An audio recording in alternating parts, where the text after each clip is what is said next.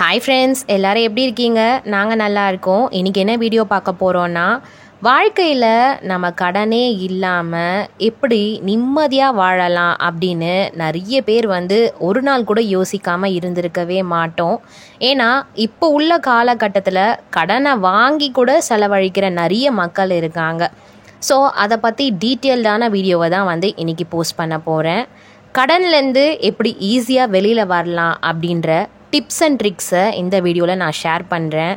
கண்டிப்பாக இது உங்கள் லைஃபுக்கு உதவும்னு நம்புகிறேன். வாங்க வீடியோக்குள்ளே போகலாம். அதுக்கு முன்னாடி சேனலை ஃபர்ஸ்ட் டைம் பார்க்குறீங்கன்னா சப்ஸ்கிரைப் பண்ணிவிட்டு ஒரு லைக் பட்டனை கிளிக் பண்ணி பாருங்கள். இப்போ உள்ள ஜென்ரேஷனில் எல்லாருமே ஓரளவுக்கு நல்ல பேக்கேஜ் ஆஃப் சேலரியை தான் வாங்கிட்டு இருக்காங்க. ஆனால் மாதம் கடைசியில் பார்த்தோம் அப்படின்னா அவங்க கையில் ₹1 கூட இல்லாமல் கடனை வாங்க வேண்டிய சுச்சுவேஷனில் இருப்பாங்க. ப்ராக்டிக்கலாக நான் பார்த்து தெரிஞ்சுக்கிட்ட வரைக்கும் இப்படி தான் எல்லார் வீட்லேயுமே நடந்துகிட்ருக்கு. ஸோ இதுலேருந்து ஃபஸ்ட்டு எப்படி மீண்டு வரணுன்றதை தான் நம்ம பார்க்கணும். நிறைய சம்பளம் நம்ம வாங்குகிறோம், ஆனால் நம்ம கையில் ஏன் பணம் இருக்க மாட்டேங்குது அப்படின்றத நம்ம யோசிக்க தொடங்கிட்டோம் அப்படின்னாலே கண்டிப்பாக கடன் வாங்கணுன்ற எண்ணமே நமக்குள்ளே வரவே செய்யாது. இப்போது நார்மலாக நீங்கள் பார்த்தீங்கன்னா ஒரு ஹெல்த் சுச்சுவேஷனுக்காக நம்ம கடனை வாங்குறதுன்றது வேறு. ஏன்னா அதுக்கு நம்ம செலவழித்து தான் ஆகணும், வேறு வழியே கிடையாது. ஸோ ஹெல்த் பர்பஸ்க்காக வாங்குகிறோம் அப்படின்ற கடன் தேவைக்கான கடன் தான் நம்ம சொல்ல முடியும். அதை நம்ம செலவழித்து தான் ஆகணும். கடனை வாங்கி அந்த ஹெல்த்தை நம்ம காப்பாற்றி தான் ஆகணுன்ற சூழ்நிலை நம்ம இருக்கும்போது அந்த கடன் தப்பே இல்லை. ஆனால் ஒரு சிலர்லாம் என்ன பண்ணுவாங்க அப்படின்னா ஆடம்பரத்துக்காக கண்டிப்பாக கடனை வாங்குவாங்க. ஃபார் எக்ஸாம்பிள் சொல்கிறேன், பிராண்டடான பைக் தான் நான் வாங்குவேன், பிராண்டடான கார் தான் நான் வாங்குவேன், பிராண்டடான ட்ரெஸ்ஸு ஷூவை தான் நான் வாங்கி போடுவேன், அதுக்காக கடன் வாங்குறாங்க பார்த்தீங்களா? இதெல்லாம் கண்டிப்பாக ஆசைக்காக கடன் தான் சொல்லணும். ஏன்னா அவங்க ஆசைப்பட்டு அதை வாங்கியே தீரணுன்றதுக்காக ஒருத்தவங்கக்கிட்டேருந்து கடனை வாங்கி அதை வாங்கி போடுறது என்னை பொறுத்த வரைக்கும் நான் வேஸ்ட்டுன்னு தான் சொல்லுவேன். ஏன்னா ஃபஸ்ட்டு நம்மளுடைய கேட்டகிரியை நம்ம பார்த்துக்கணும். நம்மளால் முடியுமா, அந்த கடனை நம்மளால் கட்ட முடியுமா, நம்மளுக்கு இந்த பொருள் தேவைதானா அப்படின்னு நம்ம யோசிச்சோனாலே அந்த கடன் கண்டிப்பாக நம்மளுக்கு வரவே செய்யாது. இந்த மாதிரி யாரெல்லாம் இருக்கீங்கன்றதை கண்டிப்பாக சொல்லுங்கள். நானுமே ஒரு சில டைம்லாம் இந்த மாதிரி தவறுகள் பண்ணியிருக்கலாம். ஸோ நீங்கள் இந்த மாதிரி இருந்தீங்கன்னா கண்டிப்பாக இதை மாற்றிக்கங்க. ஏன்னா அப்போ தான் லைஃபுக்கு அது கரெக்டாக இருக்கும். எனக்கு இன்னொரு ஆன்சருமே தேவைப்படுது. யாரோட லைஃப்பில் இஎம்ஐயே இல்லை, லோனே இல்லை அப்படின்னு எத்தனை பேர் இப்போ உள்ள ஜென்ரேஷனில் இருக்கீங்கன்றதை கண்டிப்பாக எனக்கு கமெண்ட் பண்ணி சொல்லுங்கள். நான் வாங்குகிற சம்பளத்தை நான் அப்படியே என்னோட தேவைக்காக யூஸ் பண்ணுறேன், எனக்கு இந்த கடன்லாம் கிடையவே கிடையாது அப்படின்றவங்களும் கண்டிப்பாக எனக்கு கமெண்ட் பண்ணி சொல்லுங்கள். எங்கள் லைஃப்பை நான் இந்த வீடியோவில் ஷேர் பண்ணணும்னு நினைக்கிறேன். நானும் சரி ஹஸ்பண்டும் சரி தேவையில்லாமல் செலவழிக்க மாட்டோம். ₹1 செலவு பண்ணணும்னா கூட யோசிச்சு தான் பண்ணுவோம். எங்கள் ரியல் லைஃப்பில் நடந்த ஒரு விஷயத்த ஷேர் பண்ணுறேன். நாங்கள் தேவையில்லாமல் ஹோட்டலுக்கு போய் செலவழிக்க மாட்டோம், ஆடம்பர செலவு பண்ண மாட்டோம். ஆனாலும் எங்களுக்கு பர்சனல் லோனுன்றது இருக்க தான் செய்யுது. அதை கட்ட வேண்டிய சுச்சுவேஷனில் நாங்கள் இருக்கோம். எங்கள் லைஃப் மாதிரியும் நிறைய பேருடைய லைஃப்பில் இருக்கலாம். மாதம் முழுக்க கஷ்டப்படுறோம், நைட்டும் பகலுமா உழைக்கிறோம். அந்த பணத்தை எடுத்துகிட்டு போயிட்டு நம்ம வீணாக செலவழிக்கக்கூடாது. ₹1 யோசித்து செலவு பண்ணுங்க. ஸோ அந்த மாதிரி இருக்கும் போது தேவையில்லாத கடன் நம்மளுக்கு வரவே செய்யாது. இதை யோசித்து பார்த்து நீங்கள் ப்ராக்டிக்கல் லைஃப்பில் ஃபாலோ பண்ணிங்கனாலே ஆடம்பர செலவை கொஞ்சம் கொஞ்சமாக தவிர்த்திடுவீங்க. முக்கியமான ஒரு பாயிண்ட்டை சொல்லியே ஆகணும். இப்போ ஹையர் கிளாஸில் இருக்கிற பீப்புள் எல்லாம் என்ன பண்ணுவாங்கன்னா, அவங்க இஎம்ஐ வாங்குறாங்க, லோன் வாங்குறாங்கன்னா கண்டிப்பாக அவங்க சேலரிக்குள்ளே அது அடங்கிடும். ஸோ அவங்க எங்கேயுமே மாட்ட மாட்டாங்க.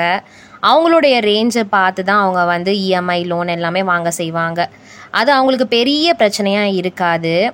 இதுலேயே இன்னொரு டைப் ஆஃப் கேட்டகரி இருக்குது. நம்மளை மாதிரி இருக்க மிடில் லோயர் கிளாஸஸ் பீப்புள் எல்லாமே ரொம்ப தேவைக்கு மீறி, நம்ம பட்ஜெட்டுக்கும் மீறி நம்ம லோன் இஎம்ஐ வாங்குகிறோம் அப்படின்னா அதுக்கான கஷ்டம் எவ்வளோன்றது ஒருத்தரும் உணர்ந்து தான் ஆகணும். ஏன்னா அளவுக்கு மீறி நம்ம லோன் எடுத்துட்டோன்னா ஒரு நைட்டும் நம்ம தூங்காமல் அதை கட்டணும்னு யோசிச்சு பாதி காலம் நம்மளுக்கு போயிடும்.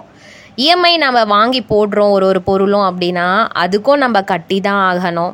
ஸோ நம்மளுடைய பட்ஜெட்டுக்கு ஏற்ற மாதிரி நம்மளால் முடியுமா அப்படின்றத ஒரு டைமுக்கு 4-5 டைம் யோசித்து மட்டும்தான் நம்ம அந்த லோனாக இருக்கட்டும் இஎம்ஐயாக இருக்கட்டும் எடுக்கணும்.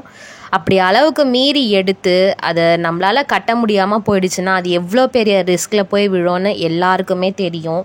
ஸோ யோசித்து பார்த்து ஒன்றுத்தையுமே செய்யுங்க. மந்த்து ஸ்டார்டிங்கில் நீங்கள் சேல்ரி வாங்குறீங்க அப்படின்னா கண்டிப்பாக அதுலேருந்து ஒரு 20% சேவ் பண்ணுறதுக்கு பாருங்கள். ஏன்னா அதுதான் நம்ம ஃப்யூச்சரில் நம்மளுக்கு கை கொடுக்கும். அவங்க வீட்டில் அவங்க குழந்தை ஹை கிளாஸில் சிபிஎஸ்சி ஸ்கூலில் படிக்கிறாங்க அப்படின்றதுக்காக நாமளும் எடுத்துகிட்டு போயிட்டு சிபிஎஸ்சி ஸ்கூலில் நம்ம குழந்தைய சேர்க்கணும் அப்படின்னா அதுக்கான விளைவுகளை எல்லாமே நம்ம சந்திச்சு தான் ஆகணும். ஏன்னா ஆசைப்பட்டு நம்ம போயிட்டு சேர்க்குறோம், அதுக்கான அமௌண்ட்டையும் நம்ம கொடுத்தா தானே அந்த ஸ்கூலில் சேர்ப்பாங்க அப்படின்றதையும் நம்ம யோசித்து பார்க்கணும். ஸோ நம்மளுடைய கேட்டகிரி எப்படி இருக்குது, நம்மளால் முடியுமா அப்படின்றத பார்த்துட்டு நம்ம ஸ்கூலில் குழந்தைங்கள சேர்க்குறதெல்லாம் யோசிக்கணும். ஃபார் எக்ஸாம்பிள் நான் சொல்கிறேன், தினசரி கூலி வேலை செய்கிறவங்கலாம் யோசிச்சு பாருங்கள். அவங்களுடைய அந்த ஃபெசிலிட்டிஸ்லாம் எப்படி இருக்கும்னா கவர்மெண்ட் ஸ்கூலில் குழந்தைய சேர்ப்பாங்க, 3 வேளை சாப்பிட்டா ரொம்ப நிம்மதியாக இருப்பாங்க, தேவைக்கான ட்ரெஸ்ஸஸ்ஸு. ஸோ இந்த மாதிரி தான் அவங்களுடைய லைஃப் ஸ்டைல் இருக்கும். அதனால் அவங்க ரொம்ப ஹாப்பியாக சந்தோஷமாக இருப்பாங்க, எந்த ஒரு லோனும் இல்லாமல் எந்த ஒரு இஎம்ஐயுமே இல்லாமல். ஆனால் நாம் தான் நம்ம தேவைக்காக ஆசைப்பட்டு தேவையில்லாத கடன்களை சுமைங்களை சுமந்து ஒரு நாளும் தூக்கம் இல்லாமல் தவிச்சிட்ருக்கோம். இதை நீங்கள் யோசிச்சு பாருங்கள். இப்போ உள்ள ஜென்ரேஷனில் 50% ஆஃப் மக்கள் எப்படி யோசிக்கிறாங்கன்னா, அவங்க நல்ல பெரிய வீடு கட்டிட்டாங்க, அவங்க கார் வாங்கிட்டாங்க, அவங்க வீட்டில் இதெல்லாமே இருக்குது, நாமளும் கண்டிப்பாக அதெல்லாம் வாங்கி போடணும் அப்படின்னு தான் முக்கால்வாசி பேர் ஆசைப்பட்டு எல்லாத்தையுமே செய்கிறாங்க. கடைசியில் போயிட்டு கடன் இஎம்ஐ லோனுன்னு தவிக்கிறாங்க. ஸோ இதெல்லாமே ஓவர் கம் பண்ணி நாம் தான் ரிலீஃப் ஆகி வெளியில் வரணும். நான் மறுபடியும் சொல்கிறேன், உங்களுடைய சேல்ரி எவ்வளவோ அதுக்கேற்ற மாதிரி பட்ஜெட்டை பார்த்துக்கங்க, அதுக்கேற்ற மாதிரி செலவு செய்யுங்க, அதுக்கேற்ற மாதிரி நீங்கள் உங்களுடைய ஃபேமிலியை ரன் பண்ணுறோன்றத பட்ஜெட்குள்ளே கொண்டு வாங்க. இப்படி நீங்கள் ஃபாலோ பண்ணாலே போதும், கடனே உங்கள் லைஃப்பில் கண்டிப்பாக இருக்காது, லோன் வாங்கணுன்ற தேவையுமே கிடையாது. பழமொழியில் கூட சொல்லுவாங்க, நீ போய் ஒருத்தர்கிட்ட கடன் கேட்டுப்பாரு, அப்போ தான் அவங்களுடைய முகமே தெரிய ஆரம்பிக்கும் அப்படின்னு. அது உண்மைதான். ஒருத்தர்கிட்ட வாயை திறந்து நம்ம போய் கடன் கேட்கும் போது தான் அவங்க எந்த அளவுக்கு நம்மளை வச்சுருக்காங்கன்றது நம்மளுக்கு தெரிய வரும். அவங்கக்கிட்ட கண்டிப்பாக பணம் இருக்க தான் செய்யும், ஆனால் அவங்க எந்த அளவுக்கு யோசிப்பாங்க தெரியுமா நமக்கு கடன் கொடுக்கறதுக்கு. ஸோ இது எல்லாமே நம்ம யோசித்து பார்த்து தான் நம்ம லைஃப்பை கொண்டு போகணும். இவ்வளோ சின்ன வயசில் நான் கடனை பற்றி ஏன் இப்படி பேசுகிறேன்னு நினைக்கிறீங்கல்ல, நானும் ஹஸ்பண்டும் நிறைய ஃபேஸ் பண்ணியிருக்கோம். தேவையில்லாத செலவுகளை தவிர்த்துமே நாங்கள் லோன் கொடுத்துட்டு தான் இருக்கோம். அதனால் அந்த வலி வேதனைகள் எல்லாமே எங்களுக்கு தெரியும். இதனால் உங்களுக்கு ஏதாவது யூஸ்ஃபுல்லாக இருந்தால் கண்டிப்பாக எனக்கு கமெண்ட் பண்ணி சொல்லுங்கள். வீடியோ பிடிச்சிருந்துச்சுன்னா சப்ஸ்கிரைப் பண்ணிவிட்டு லைக் பண்ணுங்கள். பாய், டேக் கேர்.